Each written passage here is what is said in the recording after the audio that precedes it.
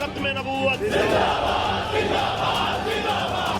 नमस्कार, आप देख रहे हैं वीके न्यूज और मैं युधिष्ठिर उपाध्याय। इस्लामिक कट्टरपंथी मौलाना साद हुसैनी रिजवी की गिरफ्तारी के बाद बवाल खड़ा हो गया है। कट्टरपंथियों का एक झुंड मौलाना के समर्थन में सड़कों पर हंगामा काट रहा है। हालात इतने हिंसक हो गए हैं कि सड़कों पर उतरी भीड़ मरने मारने पर उतारू हो गई है। अब तक इस हिंसा में सैकड़ों पुलिसकर्मी गंभीर रूप से घायल हो गए हैं, तो वहीं एक पुलिसकर्मी समेत 4 लोगों की मौत हो चुकी है। दरअसल इस्लामी पार्टी तहरीक-ए-लब्बैक पाकिस्तान के प्रमुख मौलाना रिजवी को रविवार को गिरफ्तार किया गया था। उसकी गिरफ्तारी के बाद से ही लाहौर, कराची जैसे शहरों में छिटपुट प्रदर्शनों की शुरुआत हुई, लेकिन अब इन प्रदर्शनों ने हिंसक रूप अख्तियार कर लिया है।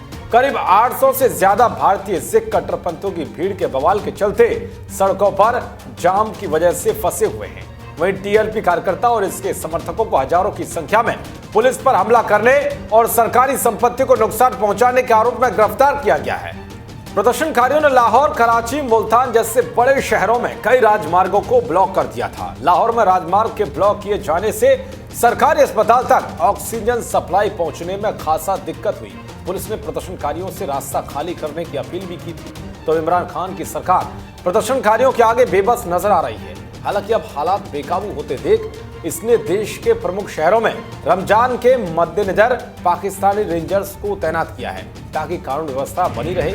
अभी तक अकेले पाकिस्तानी पंजाब में ही 300 से ज्यादा पुलिसकर्मी घायल हो चुके हैं। इसमें लाहौर में घायल हुए 97 पुलिसकर्मियों की संख्या भी शामिल है। घायल पुलिसकर्मियों में से कई की हालत गंभीर बताई जा रही है। प्रदर्शनकारियों को काबू में करने के दौरान पुलिसकर्मियों पर ईंटों और हथियारों से हमला किया गया। बताया गया है कि टीएलपी कार्यकर्ताओं ने हथियारों का भी प्रयोग किया। पुलिसकर्मियों पर गोली बरसाई गई, जो इस बात को दिखाती है कि प्रदर्शनकारी पूरी तरह से ट्रेंड थे।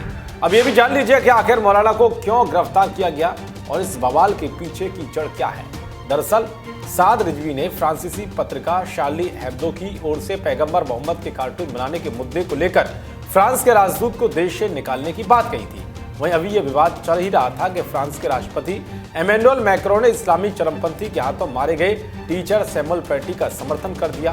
पैटी ने व्यक्ति की आजादी की क्लास लेते हुए बच्चों को पैगंबर मोहम्मद का कार्टून दिखाया था, जिस पर एक कट्टरपंथी भड़क उठा और उसने पैटी की निर्मम तरीके से हत्या कर दी। वहीं मैक्रों ने कहा था कि फ्रांस में अभिव्यक्ति की आजादी है और लोग बेझिझक अपने विचार रख सकते हैं। इसके बाद टीएलपी फ्रांसीसी राष्ट्रपति के खिलाफ भड़क उठा।